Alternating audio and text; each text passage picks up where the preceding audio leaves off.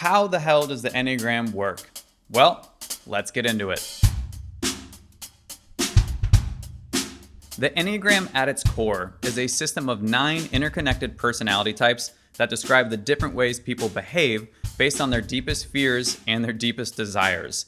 I know that sounds so intense, it almost seems like a joke, right? Well, it's not. The Enneagram is super personal, extremely critical, and deadly accurate in the ways it describes the whys behind all the whats you do. That's probably the reason it's become so popular in recent years, but with popularity comes generality, and it's often trivialized into some sort of parlor trick full of cliche stereotypes and basic psychology. But I'll save that rant for another day and get back to describing the 9 personality types. There are various names for each of the 9 personality types, but I always use the names I first learned from the Enneagram Institute because Rizzo and Hudson are the original Enneagram pioneers in my book. So, type 1 is the reformer, type 2 is the helper, type 3 is the achiever, type 4 is the individualist, type 5 is the investigator, type 6 is the loyalist, type 7 is the enthusiast, type 8 is the challenger, and finally, type 9 is the peacemaker. I'll hit you with the basic descriptions of each of the 9 types in the next episode.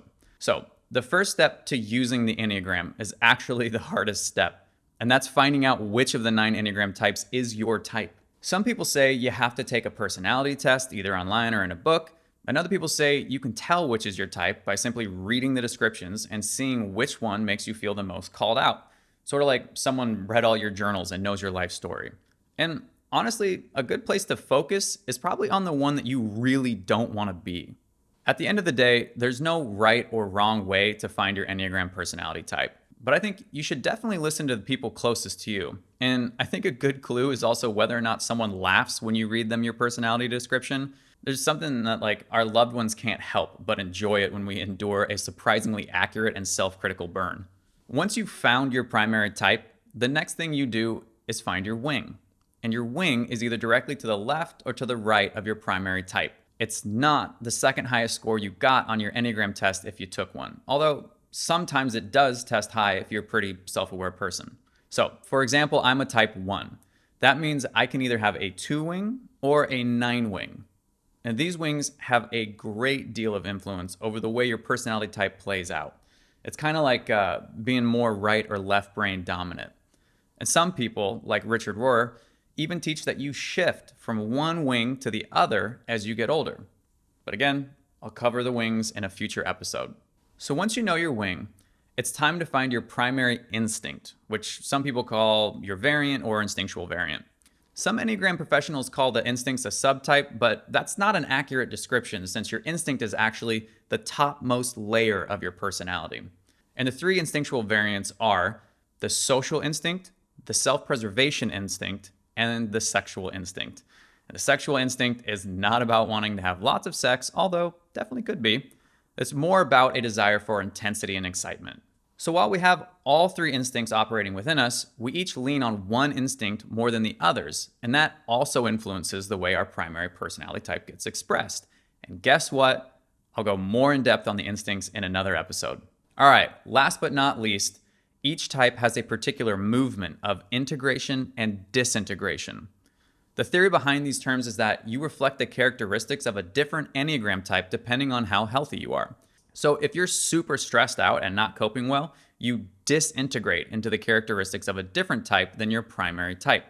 And if you're doing super well, you integrate the characteristics of another type. That's what the lines of the Enneagram are all about. The triangle and the hexad, they reflect these movements of integration and disintegration. So for example, if you look at type 1, you'll see lines connecting it to type 7 and to type 4.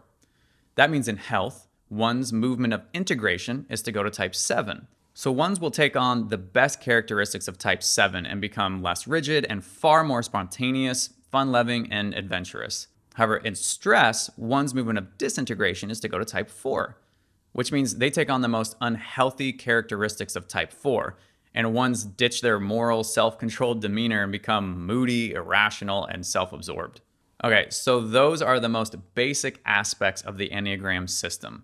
The 9 personality types, 2 wings, 3 instincts, and movements of integration and disintegration. So when you finally describe your full Enneagram type, it should sound something like, I'm a 1, wing 9 with a self-preservation instinct. And as you get more familiar with the Enneagram, that one sentence will tell you an insane amount of information about a person. But that's enough for now. I hope you enjoyed this very basic overview of the Enneagram system. And if you did, please like, share, and subscribe. As always, I'm your host, Colton Simmons, and I'll see you next time here on You've Got a Type.